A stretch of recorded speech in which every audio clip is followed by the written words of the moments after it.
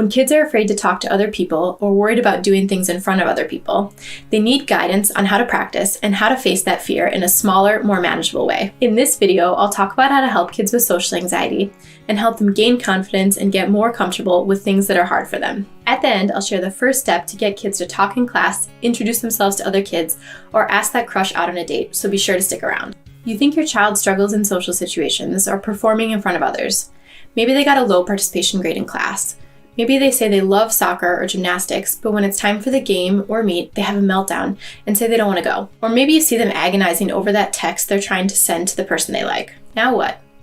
When kids are really stuck in their anxiety, they need support, help, and encouragement. Parents can help kids come up with a plan to gradually face their social fears. I want you to think about 3 things as you develop your plan to work on them. By the way, these 3 things can apply to facing any fears and worries, but in this video, I'm going to give examples related to social anxiety. So start small. When a child is really reluctant to speak, first have them answer a question in front of others that only has 2 choices. Say you're at a restaurant.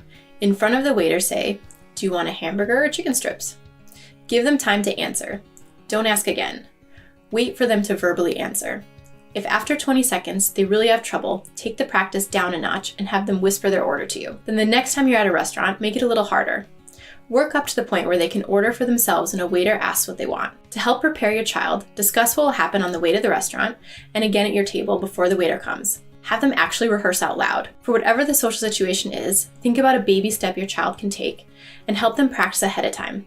Help them be successful with each small step before moving on to the next. If you want to kick your practice up a notch, talk about the things that could go wrong and figure out what they could do about them ahead of time. What if the waiter can't hear them and says, "Huh? What'd you say?" Practice being an annoying waiter with your kid first. So the next thing, pick something motivating. Remember, it's really hard to face fears and it feels uncomfortable. Have your child practice with something that will benefit him or that he likes. The end result gives them something to look forward to. So consider your child's interests and preferences and what he might find special or fun. You could practice ordering his own ice cream. After he does it, he gets the ice cream. Or he could practice asking a librarian for his favorite book. He'll have something fun to read at home. If you found this video helpful so far, I'd appreciate it if you tap the like button and let me know. And the last thing, give support after. Review what happened with your child after he practices, but save your own comments and feelings until your child's had a turn to reflect on it. It can be really tempting to jump in with excitement when your child does something new or something you're proud of. But try to give your child an opportunity to put their own words to the situation before you do. This gives them their own sense of progress and allows them to develop self-confidence. So first ask something like, "How do you think that went? How did it feel to do that? Was it like you expected?" Then offer your own comments and feedback. "You did something that you thought was scary. I'm really proud of how brave you were." Keep your comments positive. Even if your child messed up or it didn't go as planned, find something to say that was positive. Like, "Even though the waiter couldn't hear you, you kept trying. I'm proud that you kept going." Emphasize progress over outcome when you can. So back to your plan. I said to start small, but how do you really know what to practice or what a small step would be? Here's the first thing you should do to get your kid talking in class, introduce themselves to other kids, or ask that crush out on a date. You need to have a conversation with your child first. Any practice you do needs to help them confront whatever their fear really is. If they're practicing something, but it's not really bringing out their fear, the practice isn't going to do any good. So to figure out what their fear really is, you need to ask them. Try saying, "What's the hardest part about that?"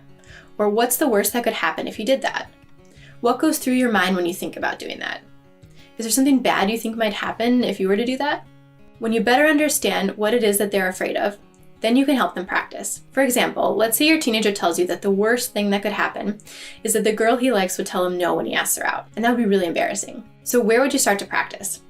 Have your teen ask people things that he knows he may get rejected for. Ask for a 10% discount at the coffee shop. Ask a random neighbor if he can water their plants or cut their grass for $50. Ask a teacher if he can take a test a week later. Basically, help him practice getting rejected in a lower stakes situation than with the girl he likes. When he's gained confidence and coping skills for being rejected, then he can go ask the girl out. If you found this video helpful, let me know by clicking the like button and subscribing. This motivates me to keep making free videos to support parents and kids with overcoming anxiety. Now that you've finished this video, be sure to check out the one below. See you in the next video.